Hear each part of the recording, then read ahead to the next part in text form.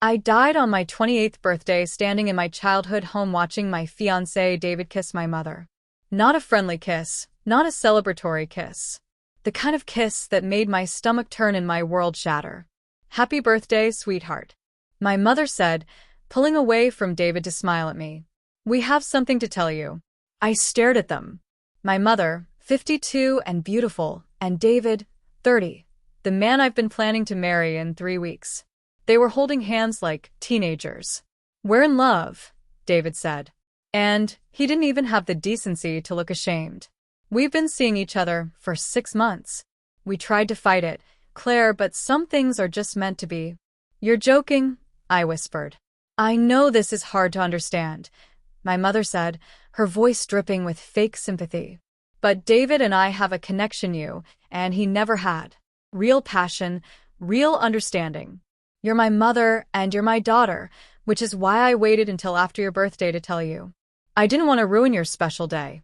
I looked at David, the man I'd supported through law school, the man I'd waited for while he built his career, the man who proposed to me 6 months ago with my grandmother's ring. 6 months. They'd started their affair the day he proposed to me. "How could you?" I asked him. "Your mother makes me feel alive in a way you never did." David said simply, "You're sweet, Claire, but you're boring. Your mother is exciting, passionate. Everything I didn't know I needed. We're getting married," my mother announced, "in Vegas next week. I hope you can be happy for us." I felt something inside me break. Not just my heart, but something deeper. Discover more books, bathtub language, translation, guide, cloud storage, solutions AI, transcription service AI, prompt libraries, document translation service, video production, equipment, digital marketing tools, podcast, hosting platforms. My ability to believe in goodness. Maybe my trust in the people who are supposed to love me. "Get out," I said quietly. "Claire, be reasonable. Get out of my house," I screamed. "Both of you." "Actually," my mother said, her smile turning cold. "This is still technically my house. I never transferred the deed after your father died. Remember? I've been letting you live here out of kindness. You can't." "I can. And I am. David and I will be moving in after we get back from Vegas. You have 2 weeks to find somewhere else to live." They left together, my mother's laughter echoing behind them. I stood in the living room, my childhood home, the place where my father had raised me with so much love before cancer took him 5 years ago, and felt utterly destroyed. Then I walked to the bathroom, found my father's old sleeping pills that my mother had never thrown away, and swallowed the entire bottle. If this was what life had to offer, I didn't want it anymore. As I lay on the bathroom floor, consciousness fading, my last thought was, I wish I could go back. I wish I could stop this before it started. Then everything went black. When I opened my eyes, I was standing in my father's hospital room. He was sitting up in bed, thin and pale from chemo, smiling at me despite his pain. "Claire Bear," he said in the voice I hadn't heard in 5 years. "I want you to meet someone. This is David Chun. He's a law student who volunteers here at the hospital." "David, this is my daughter, Claire." I turned and saw David, 25 years old, handsome and earnest, shaking my hand with a warm smile. "It's wonderful to meet you," David said. "Your father talks about you constantly." I stared at him, memories flooding back. This was 3 years before my father's death. 3 years before David and I would start dating. 3 years before he'd propose and then betray me with my mother. This was the day they met. I pulled my hand away from David's like I'd been burned. "Claire." My father looked concerned. "Are you okay?" "I need some air." I managed and practically ran from the room in the hallway. I leaned against the wall and tried to process what was happening. I died. I definitely died. I remembered the pills, the darkness, the absolute certainty that I was done. But now I was here in the past on the exact day David had entered our lives. I was 23 again. My father was alive. My mother was still just my annoying, vain mother who flirted with every man she met but hadn't yet stolen my fiancé. And I had a choice. I could let things play out the way they had before. Becoming friends with David. Dating him after my father's death. Falling in love with him. Watching him fall in love with my mother. Or I could stop it before it started. I went back into the room my decision made. Dad, I actually need to get going. Work emergency. Oh, that's too bad. David was just telling me about his work at the legal clinic. I'm sure it's fascinating. I interrupted, not looking at David, but I really have to go. I'll come back tomorrow. I kissed my father's forehead and left without acknowledging David at all. Over the next 3 months, I avoided the hospital whenever David volunteered. I called my father during David's shift, visited during different times, made excuses whenever Dad tried to invite David to family dinners. Why don't you like David? My father asked one evening. He's a good young man, smart, kind, ambitious. I thought you two would get along. I'm sure he's great, Dad. I'm just busy with work. Claire, I won't be around forever. I'd like to know you have people in your life. Friends, maybe more than friends. Dad, David asks about you, my father continued. Every time he volunteers, he asks if you'll be visiting. I think he's interested in you. Well, I'm not interested in him. My father looked hurt, and I felt guilty, but not guilty enough to change my mind. Then, for months after my rebirth, my father called me with news that made my blood run cold. Claire, I invited David to your mother's birthday party this weekend. She's been so stressed about turning 50, and I thought having some young people around would cheer her up. Dad, no, it's already done. He's bringing a nice bottle of wine. Please be friendly to him, Claire. For me? I hung up and stared at the phone, panic rising in my chest. In my original timeline, I hadn't attended my mother's 50th birthday party. I'd been out of town for work. David had gone alone to support my father, had spent the evening talking to my mother, had discovered their connection. That party had been the beginning of their affair. Even though I hadn't known it at the time, I couldn't let it happen again. Saturday evening, I arrived at my parents' house early. The party was in full swing. My mother's wealthy friends, her book club members, her tennis partners. My mother held court in the center, wearing a dress too young for her age. Her blonde hair perfectly styled, her makeup flawless. My mother had always been beautiful. Even at 50, she turned heads. She'd been a model in her 20s, had married my father, a successful businessman 20 years her senior, and had coasted on his money and her looks ever since. My father loved her despite her vanity and selfishness. I'd spent my childhood watching him spoil her, indulge her, worship her, and she'd repay him by seducing my fiancé while he was dying of cancer. Claire, my mother spotted me and waved me over. Darling, you look nice. Nice. The way she always described me. Never beautiful, never stunning. Just nice. Happy birthday, Mom. 50 and fabulous, she said, doing a little spin. Everyone says I don't look a day over 35. Everyone's very polite. Her smile tightened. Was that sarcasm? You know I don't appreciate sarcasm, Claire. Just a joke, Mom. Well, try to be pleasant tonight. Your father invited some of his hospital volunteer friends, and I want to make a good impression. Right on cue, David walked in carrying a bottle of expensive wine. My father greeted him warmly, introducing him to various guests.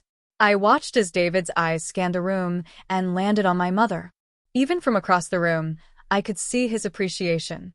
My mother was holding court in a circle of admirers, laughing at something one of her friends had said. She looked radiant, confident, magnetic, everything I wasn't. David made his way toward her, and I intercepted him. David, I said, stepping directly into his path. Claire, I was hoping you'd be here. He smiled that earnest smile that had once made my heart flutter. Your father talks about you so much, I feel like I already know you. I'm sure he does. I took David's arm firmly. Let me introduce you to some people. I steer him away from my mother toward a group of my father's business associates, older men with zero interest in hospital volunteers or small talk. This is David Chun, I told them. He's a law student and volunteer at the hospital where my father receives treatment. The men nodded politely and immediately went back to discussing stock portfolios. David stood there awkwardly, trying to engage, but clearly out of his depth. So I said loudly, David, tell me about your volunteer work.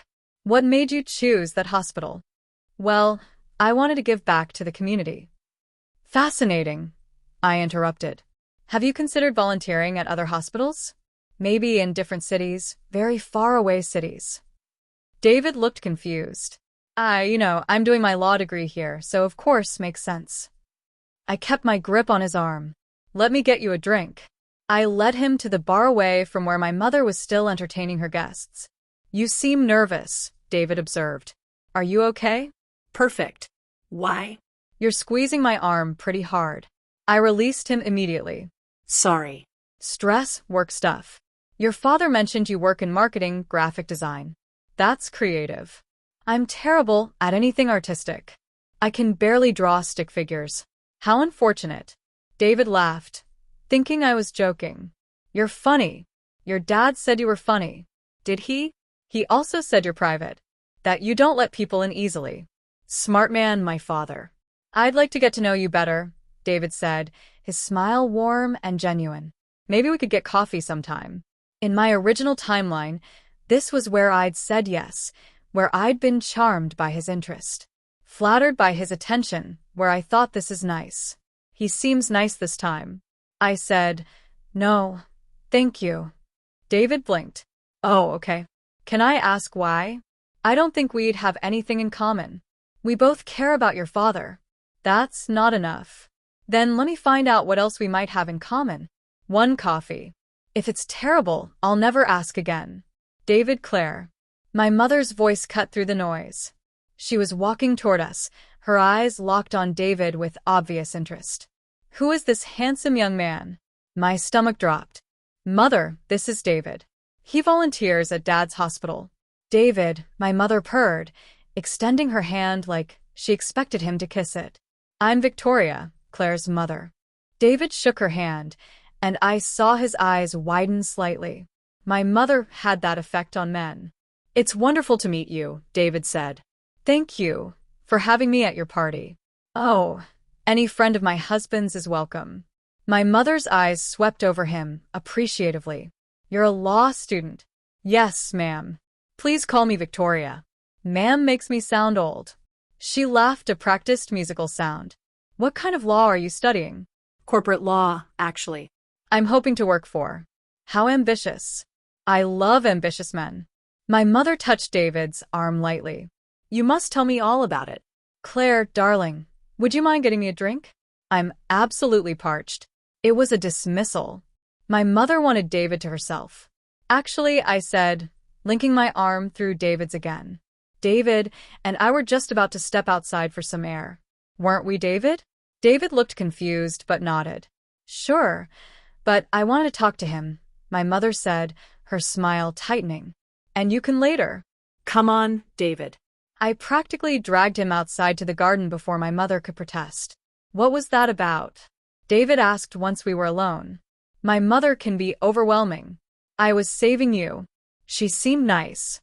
She seemed interested in you in a friendly way. David, my mother doesn't do friendly with attractive men. She flirts constantly. It's who she is. She's married to your father. That has never stopped her before. David frowned. Are you saying your mother cheats on your father?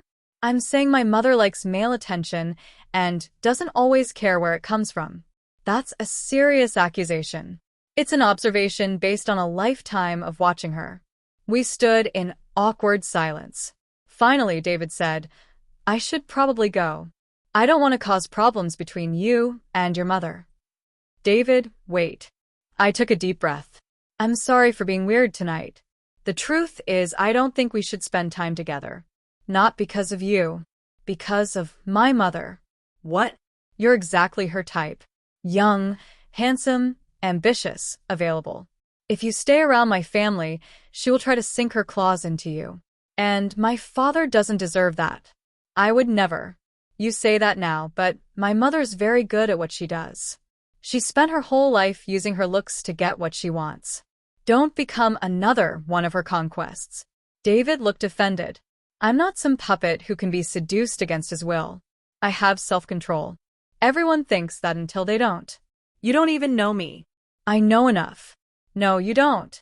You've judged me based on what? The fact that your mother smiled at me. David shook his head. You know what? You're right. We wouldn't have anything in common because I try to see the best in people and you clearly don't. He walked back into the house, leaving me standing alone in the garden. I done it. I'd driven him away. I protected my father, my family, myself. So, why did I feel so terrible? I went back inside and found my father. Dad, I'm not feeling well. I'm going to head home already. The party just started. I know. I'm sorry. Happy birthday to Mom. I kissed his cheek and left before he could ask questions. Over the next month, I avoided my parents' house as much as possible. I called my father regularly but always had excuses for why I couldn't visit. Then my father called with news that made my heart stop. Claire, I need to tell you something. David has been asking about you. What? He wants to apologize for whatever happened at the party. He says you two had a misunderstanding. Dad, I don't want to talk to him. He's a good young man, Claire, and he seems genuinely interested in getting to know you. Well, I'm not interested in getting to know him. Why not? You haven't even given him a chance. Dad, please. Can you just tell him I'm not interested? I already did. But he's persistent. Says he doesn't give up easily. Great. Just what I needed. David with a crush. 2 weeks later, I ran into David at the hospital.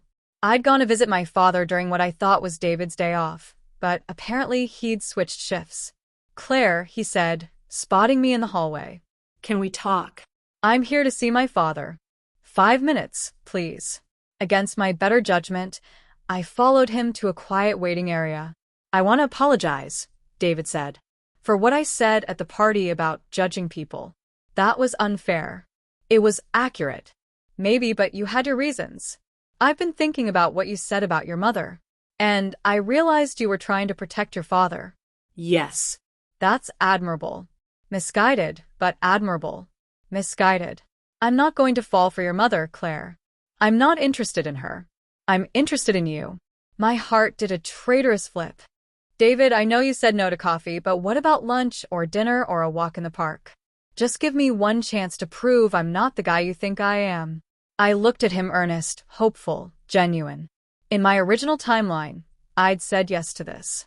I'd given him a chance, and he'd eventually destroyed me. No, I said firmly. I'm not interested. Please stop asking. David's face fell. Can I ask why? Is it something I did?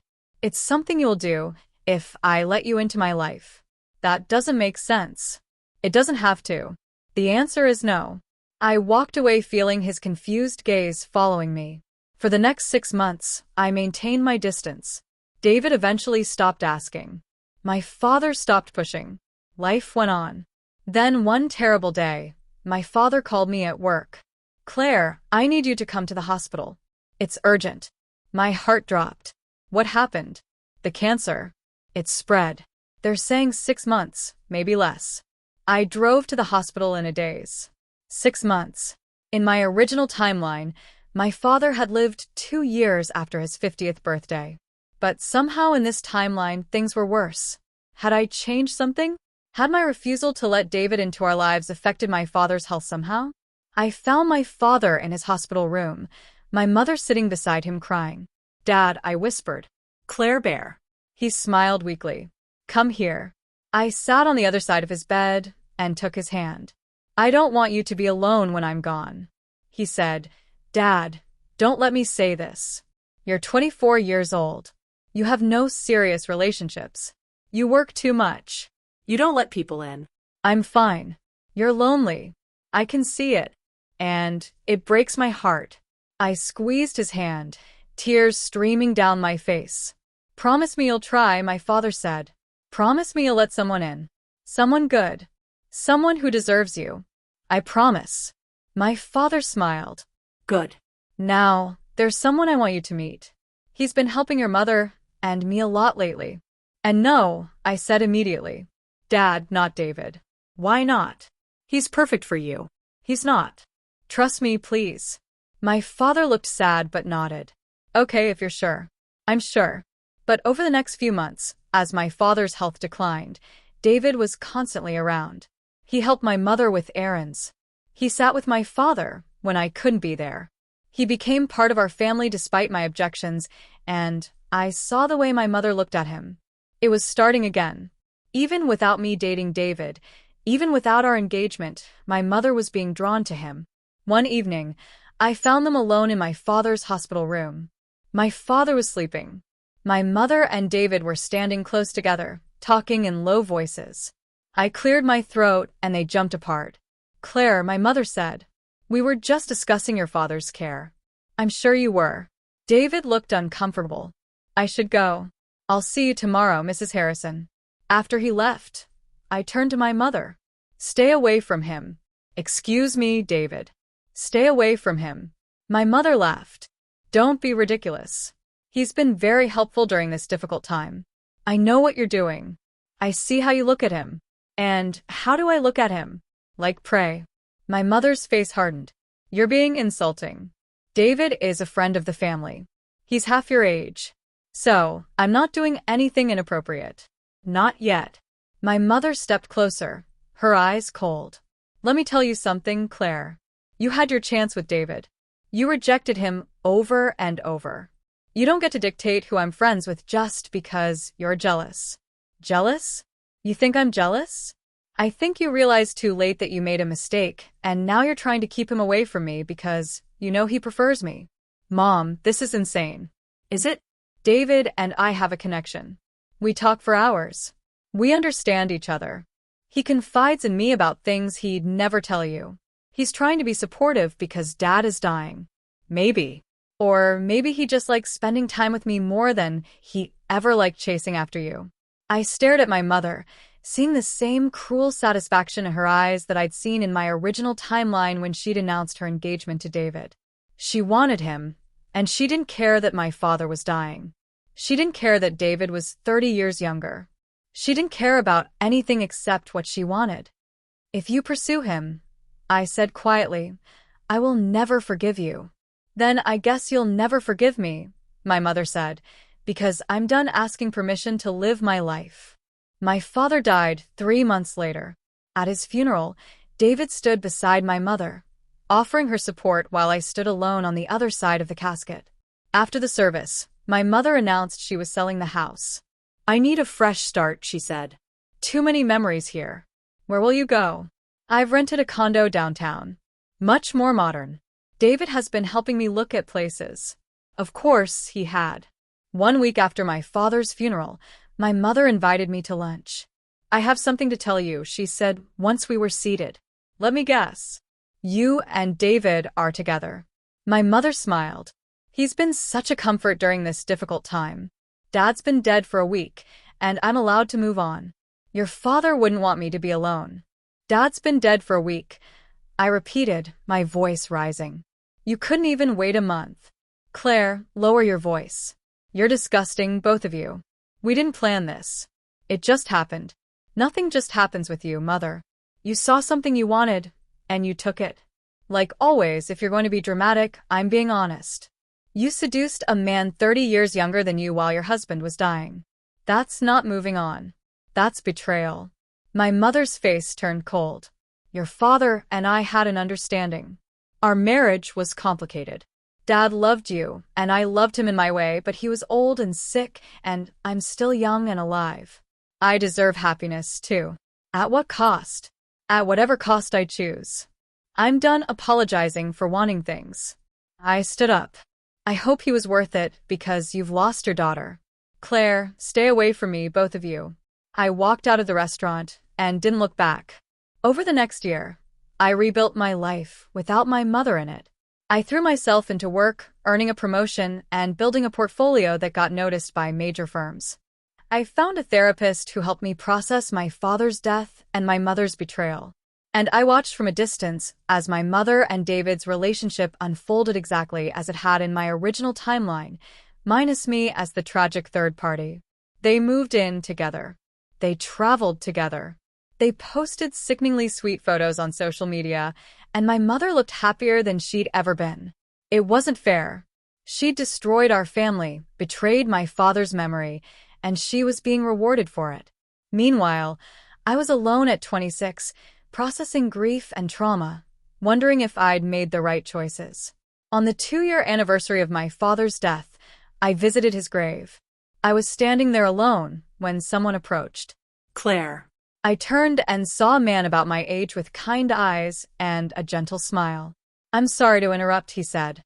"I'm Nathan. I work at the cemetery. I've seen you here before." "Oh, I don't usually talk to visitors, but you always look so sad. I just wanted to make sure you were okay." I almost said I was fine. Almost sent him away. Almost retreated back into my shell. But I thought about my father's request. "Promise me you'll let someone in." "I'm okay," I said. "Just missing my dad." "I get that. I lost my mom 3 years ago. It doesn't get easier." Exactly. "But it gets different." "Yeah, different." We stood in comfortable silence for a moment. "Would you like to get coffee sometime?" Nathan asked. "Just as friends. I know a great place that serves terrible coffee but amazing pastries." I looked at him earnest, kind, clearly nervous. Not charming like David, not polished, just genuine. "Okay," I said. "Coffee sounds nice." Nathan smiled, and something in my chest loosened slightly. Maybe, just maybe, I could build something new from the ashes of everything I'd lost. Nathan and I started as friends. Coffee turned into lunch. Lunch turned into walks. Walks turned into long conversations about grief and healing and learning to live again. He was a landscape architect who'd taken the cemetery job to be closer to his mother's grave. He understood loss in a way most people didn't. He didn't try to fix me or rush me or push me into anything I wasn't ready for. He just existed alongside me, patient and steady. 6 months into our friendship, Nathan asked me on an actual date. "I know we've been friends," he said, "but I'd like to be more than that. If you're interested." I thought about David and my mother, about betrayal and heartbreak, about all the reasons I'd avoided relationships. Then I thought about my father's words. "Let someone in." "I'm interested," I said. Dating Nathan was nothing like dating David had been in my original timeline. Nathan asked about my day, and actually listened. Nathan remembered small details about my life. Nathan introduced me to his friends and made space for me in his world without demanding I give up mine. Nathan was safe. And after everything I'd been through, safe felt like a gift. We were together for 2 years before he proposed in the cemetery where we'd met beside my father's grave. "I wanted your dad's blessing," Nathan said, kneeling beside the headstone. "I hope that's not weird." I was crying too hard to answer. I just nodded. We got married in a small ceremony with close friends. My mother wasn't invited. She sent a card anyway. "Congratulations, David and I are so happy for you." I threw it away without reading it to Nathan. But 2 weeks after our wedding, my mother called. "Claire, we need to talk." "No, we don't." "Please." "It's important." Against my better judgment, I agreed to meet her for coffee. My mother arrived looking older than I remembered. 55 now, with lines around her eyes that makeup couldn't quite hide. David wasn't with her. "Thank you for coming," she said. "What do you want?" I wanted to apologize. I stared at her. "You what?" I was wrong about David. About everything. My mother's eyes filled with tears. "He left me 3 months ago for someone younger." Despite everything, I felt a small stab of sympathy. "I'm sorry." He said I was too old, too needy, that our relationship had run its course. She laughed bitterly. "I'm 55, and I've been left by a man half my age for a woman half his age. The irony isn't lost on me." "Why are you telling me this?" "Because I want you to know I understand now. What I did to you, to your father, it was cruel and selfish, and I threw away my relationship with my daughter for a man who didn't even really want me. You're only apologizing because it didn't work out." "Maybe, probably. But I'm also apologizing because I miss you. You're all I have left of your father. And I destroyed our relationship because I couldn't control myself." I looked at my mother. Really looked at her. She wasn't the confident, beautiful woman who'd stolen my fiancé. She was just a lonely, aging woman who'd made terrible choices. "I forgive you," I said quietly. My mother's eyes widened. "You do. I forgive you. But that doesn't mean I want you in my life. Claire, you hurt me badly. And yes, it's partly because it didn't work out with David. But even if it had, what you did was unforgivable. You chose a man over your daughter, over your dying husband's memory.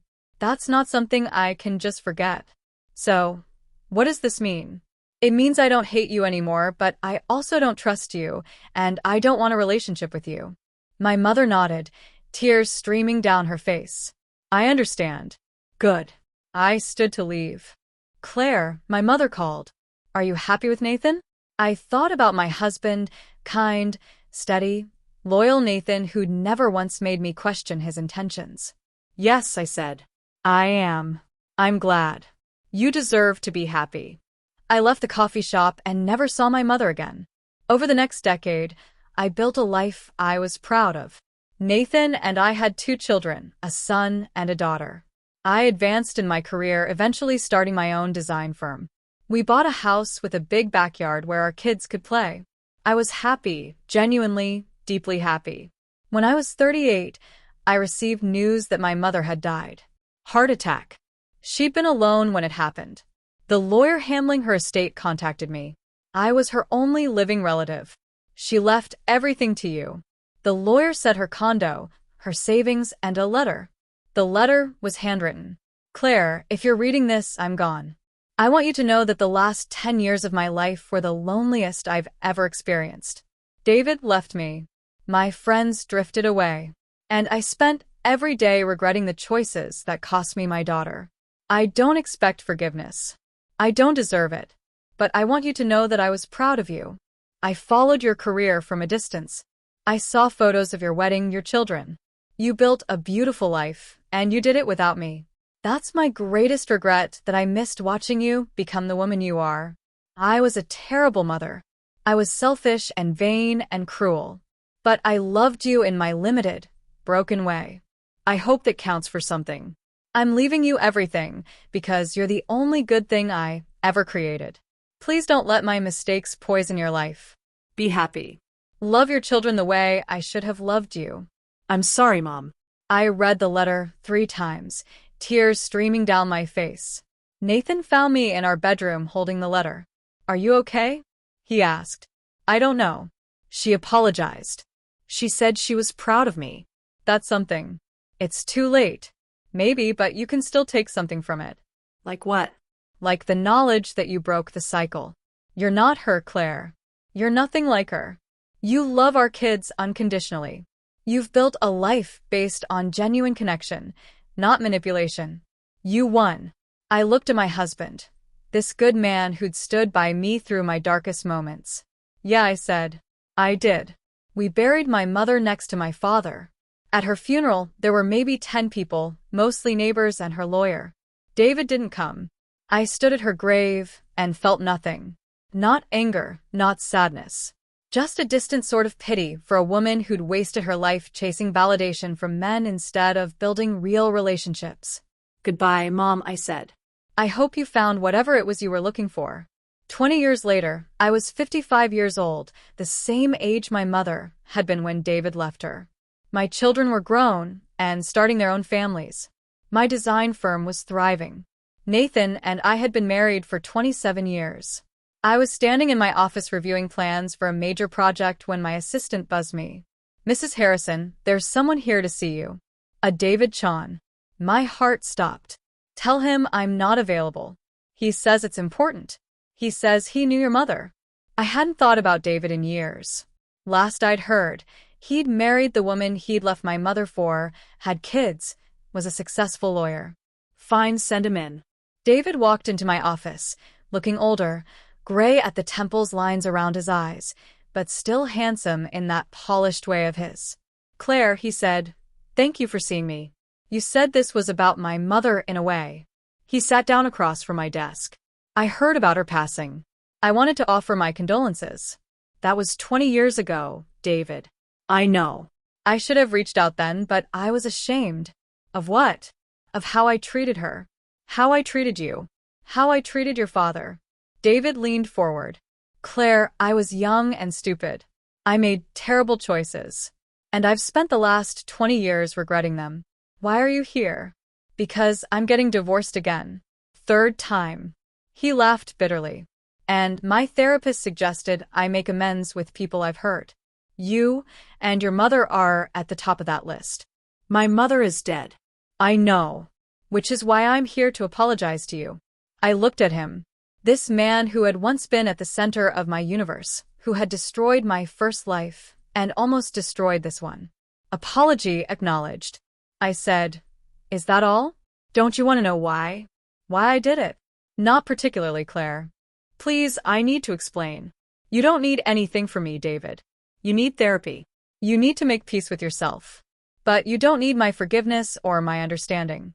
I was in love with her. You were in love with the idea of her. Young, beautiful, unattainable.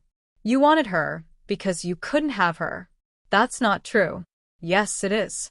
Because as soon as you had her, as soon as she stopped being forbidden, she became boring. Just like I was boring. Just like all your wives were boring." David flinched. "That's harsh. It's honest. You don't love people, David. You love the chase. You love feeling desired. You love the drama. But actual love, the boring, steady, showing up everyday kind. You can't do it." "You're probably right," David admitted. "My therapist says I have intimacy issues. Good for you for figuring that out. Now leave. Don't you want to know if I regret it? If I think about what my life would have been like if I'd never gotten involved with your mother?" No. "Because my life is exactly what it should be. I have a husband who loves me, children who respect me, career I'm proud of. I don't need to know about your regrets because they don't affect me anymore." David stared at me. "You've changed. You used to be softer, kinder. I used to be naive. I grew up. The Claire I remember would have forgiven me. The Claire you remember died a long time ago." Metaphorically speaking, I stood up. "I have a meeting. It was interesting seeing you, David, but I have no desire to see you again." "Claire, wait." "Goodbye, David." He left, and I sat back down at my desk, my hand shaking slightly. Nathan called 5 minutes later. "You okay?" He usually called me after big meetings. David showed up at my office. "David? Your mother's David?" Yeah. "Wanted to apologize. Make amends. How do you feel?" "I feel nothing. He's just a stranger. A ghost from another life." Good. "Want me to bring home Thai food for dinner?" "That sounds perfect." That evening, I told Nathan about the encounter. We were sitting on our back porch, watching the sunset. Empty plates of pad thai beside us. "Do you ever wonder?" Nathan asked about the life you would have had if things had been different. "Different how?" "If you'd fallen for David, if he'd never gotten involved with your mother. If that whole nightmare had never happened." I thought about my first timeline, dying at 28 alone and heartbroken, believing I'd wasted the best years of my life. "I lived that life," I said. In my head at least, I saw what it looked like to build a future around someone like David. It was empty, painful. It ended badly. "So, you're saying I'm the better choice?" Nathan teased. "You're the only choice because you're real. David was always just a fantasy mind. My mother's his own. None of us ever really knew him, and he never really knew any of us. That's sad." "It is. But it's not my sadness to carry anymore." Nathan kissed my forehead. "I love you. You know that." "I know. I love you too." 5 years later, I was 60 years old and preparing to retire from my firm. My partner, a brilliant young designer named Maya, was taking over the business. My children were thriving. My son was a teacher. My daughter was a doctor. I had 3 grandchildren who called me every week. Life was good. Then I received a letter from David's daughter. "Dear Mrs. Harrison, my name is Sophie Chen. I'm David Chen's daughter from his second marriage. I'm writing because my father recently passed away from cancer. In his final days, he talked about you a lot, about how he'd wronged you and your mother, about how you were the only person who'd ever really seen him clearly. He wanted me to give you this letter. I don't know what it says, but he said it was important that you have it. I'm sorry for your loss, even if it happened a long time ago. Sophie." I opened David's letter with trembling hands. "Claire, if you're reading this, I'm dead. Probably a relief for you. I spent my whole life chasing the wrong things. Your mother power status, younger women who made me feel important. I burned through 3 marriages, alienated my children, and died alone in a hospital bed with only my daughter there out of obligation. You were right about everything. I didn't know how to love people. I only knew how to consume them. Your mother and we deserved each other. We were both selfish, vain people who destroyed everything we touched. But you were better than both of us. And I almost destroyed you, too. I'm glad you escaped. I'm glad you built a life with someone who actually deserves you. I'm glad you didn't end up like your mother or me. I'm not asking for forgiveness. I don't deserve it. I'm just telling you that you were right to walk away. You saved yourself. Thank you for that final conversation in your office, for being honest enough to tell me what I was. No one else had the courage to do that. I hope you had a good life, David. I read the letter twice, then put it in the back of my desk drawer. Nathan found me there an hour later. Another letter from a dead person, he asked gently. David died. His daughter sent me his final message. And he admitted I was right about everything, that he was broken, that he and my mother deserved each other, that I saved myself by walking away. How does that make you feel? Sad for him, for my mother, for all the people who spend their lives chasing the wrong things and realize it too late. Do you regret not forgiving him when he came to your office? No. He needed absolution from himself, not from me. Giving it to him wouldn't have changed anything. Nathan pulled me into a hug. You're very wise for 60. I'm very tired for 60. Can we just watch TV and eat ice cream? Always. 10 years later, I was 70 years old and my health was starting to decline. Nothing serious, just the normal wear and tear of a life well lived. My joints ached. I needed reading glasses. I got tired more easily, but I was surrounded by love. Nathan was retired now, and we spent our days gardening, reading, and spoiling our grandchildren. My children visited regularly. My friends were constant presences. One afternoon, my daughter asked me something that made me pause. Mom, do you ever think about Grandma Victoria sometimes? Why? I was going through old photo albums with my daughter, and she asked about her. I realized I don't really know anything about your relationship with her. I thought about how to answer. Your grandmother was a complicated woman. She made choices that hurt people, including me. But she was still my mother. Did you love her? I did, and she loved me in her way, but her love was conditional. It depended on me not getting in the way of what she wanted. That sounds lonely. It was for both of us. I took my daughter's hand. But that's why I've always tried to love you and your brother differently, unconditionally, without asking you to shrink yourself to make me comfortable. You've been an amazing mom, my daughter said, tears in her eyes. I learned how by watching mine and doing the opposite. Is that sad? No, zonist.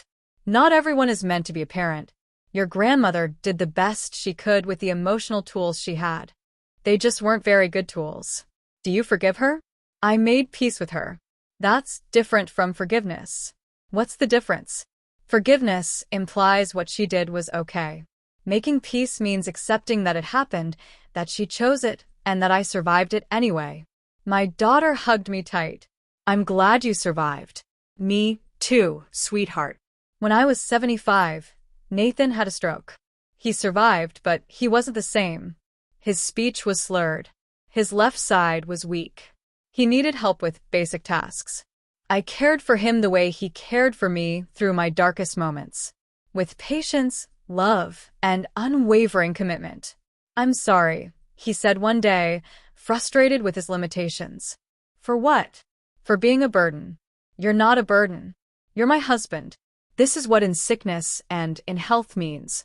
You could put me in a facility. Nathan, stop. I'm not your mother-in-law.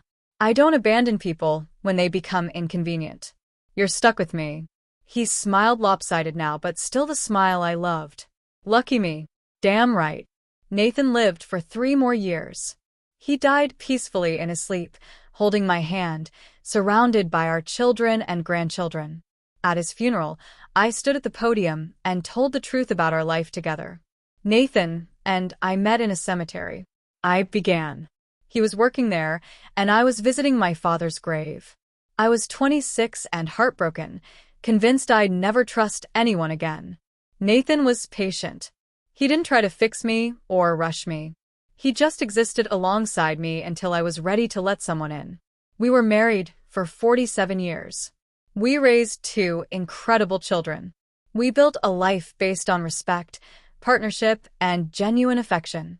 Nathan taught me that love isn't about grand gestures or dramatic passion. It's about showing up. It's about choosing each other every single day, even when it's hard. He was my best friend, my partner, my safe harbor, and I will miss him every day for the rest of my life. But I'm grateful. Grateful that he found me in that cemetery. Grateful that he waited for me to heal. Grateful that he showed me what real love looks like. Thank you, Nathan, for everything. I buried Nathan in the same cemetery where we'd met near my father's grave. After the funeral, I went home to our empty house and sat in the silence. For the first time in decades, I thought about my first timeline, about dying at 28, believing I'd wasted my life on David, about the path I didn't take. In that life, I died broken and alone. In this life, I'd loved and been loved in return. The difference was everything. I lived alone for 5 more years. My children wanted me to move in with them, but I refused.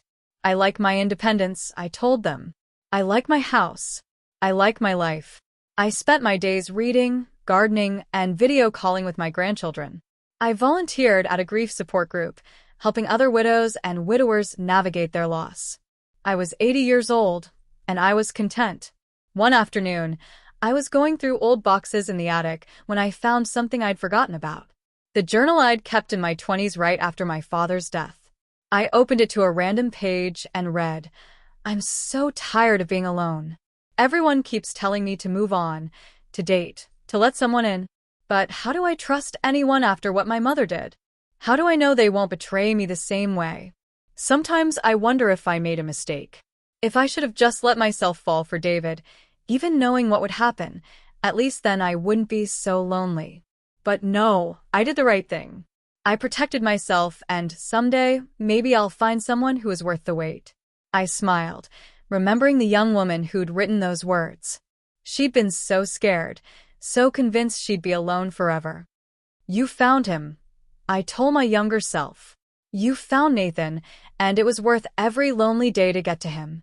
I closed the journal and put it back in the box. That evening, I had dinner with my daughter and her family. My granddaughter, 15 now, bright and opinionated, asked me a question. "Grandma, why didn't you ever talk about your mom? I know she existed, but you never mention her." The table went quiet. My children had learned not to ask about Victoria, but my grandchildren didn't know the whole story. "Your great-grandmother made choices that hurt people," I said carefully, "including me. So, we didn't have a relationship for most of my adult life." "What kind of choices?" "The kind that destroy families." "But you forgave her." "I made peace with who she was." "That's different." My granddaughter thought about that. "Did she ever apologize?" "Eventually, but by then it was too late to repair what was broken." "Do you regret that?" "Not having a relationship with her." I thought about my mother, beautiful, vain, selfish Victoria, who died alone at 65, abandoned by everyone she'd hurt. "No," I said honestly, because staying in a relationship with her would have required me to accept treatment I didn't deserve. And I learned a long time ago that some people aren't capable of the kind of love we need. Walking away from them isn't cruel. It's survival. "That's sad." My granddaughter said, "It is, but it's also honest. And sometimes honesty is more important than being nice." When I was 82, my health began to fail in earnest. Cancer like my father. The doctor said I had 6 months, maybe a year. I chose to spend it at home surrounded by family. My children took turns staying with me. My grandchildren visited constantly. My friends came by to share memories and say goodbye. I wasn't afraid. I'd lived a full life. I'd loved deeply. I'd survived betrayal and built something beautiful from the ashes. On what would be my last day, my daughter sat beside my bed holding my hand. "Mom, I need to tell you something," she said. "What, sweetheart?" "You saved me growing up watching how you loved Dad, how you loved us, how you built a life based on respect and kindness. You saved me from repeating Grandma Victoria's mistakes. You saved yourself. I just showed you a different way. But that's everything, Mom." You broke the cycle. You showed me that love doesn't have to be toxic or conditional or manipulative.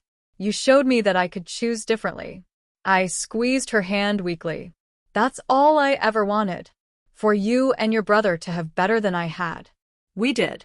We do. Because of you, not because of me. Because you chose well. You married someone kind. You raised your children with love. That's all you. It started with you, though. I smiled. Then I guess I did okay. You did more than okay, Mom. You did amazing. That night, as I lay in bed, drifting between sleep and waking, I had a strange dream. I was 28 again, standing in my childhood home watching David kiss my mother. But this time, instead of feeling devastated, I felt calm. This doesn't hurt anymore, I told them. My mother looked at me with surprise. Why not? Because I know how this ends. I know you'll both end up alone and regretful. I know I'll survive this and build something better. But we hurt you, David said. You did, but I healed and I learned. And I lived a life you'll never understand because you're both too focused on what you want to see, what actually matters. And what matters? My mother asked.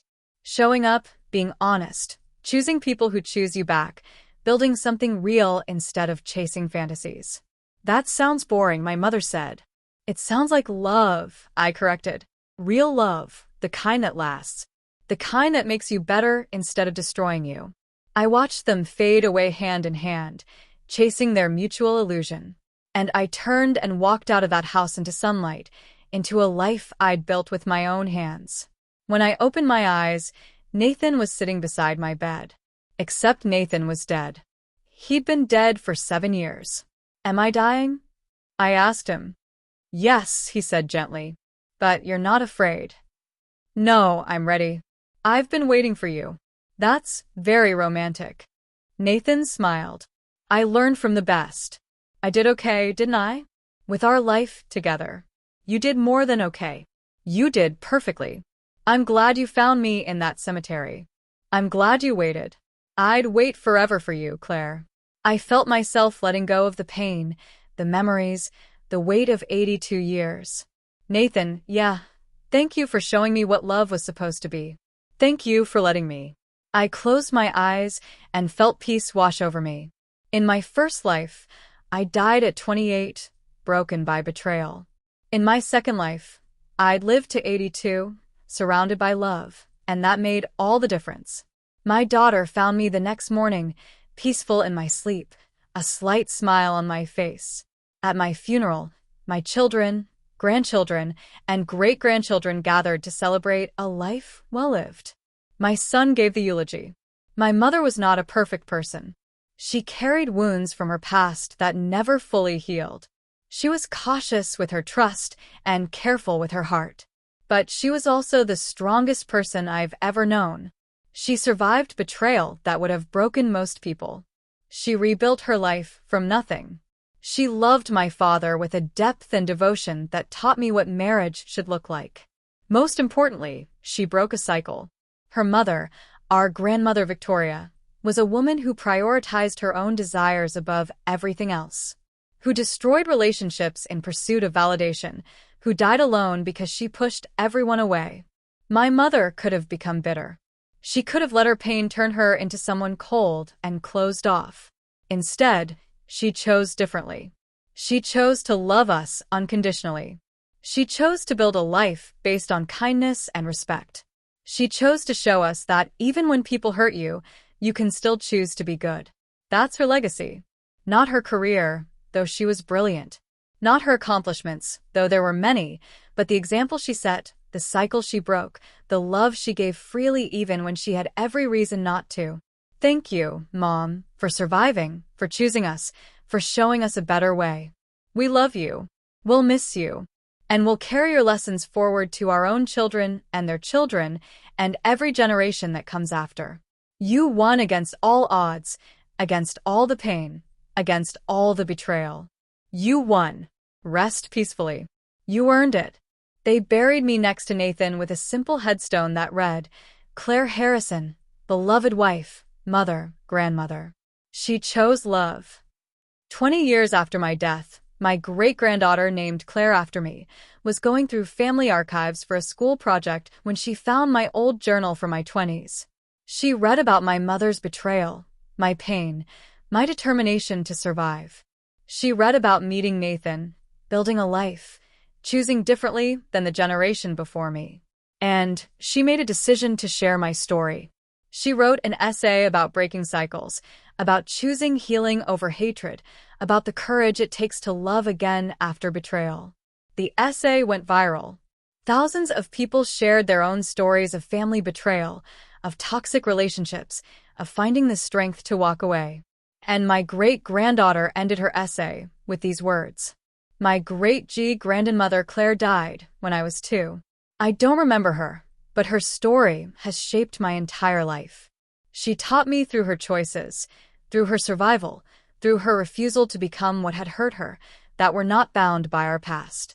We're not doomed to repeat our parents' mistakes. We can choose differently. She could have let her mother's betrayal destroy her. She could have closed her heart and lived in bitterness. Instead, she healed. She loved. She built something beautiful from the ashes of what had been taken from her. That's the legacy I'm carrying forward. Not victimhood, not resentment, but the knowledge that no matter what life takes from you, you can still choose who you become. Thank you, Great-Grandma Claire, for showing me the way. And somewhere in whatever comes after, I smiled because I'd done what I set out to do. I'd survived. I'd loved. I'd broken the cycle. And I'd left behind something that mattered. Not buildings or awards or wealth, but a story, a lesson, a choice. The choice to be better than the pain that shaped you. The choice to love even when you've been hurt.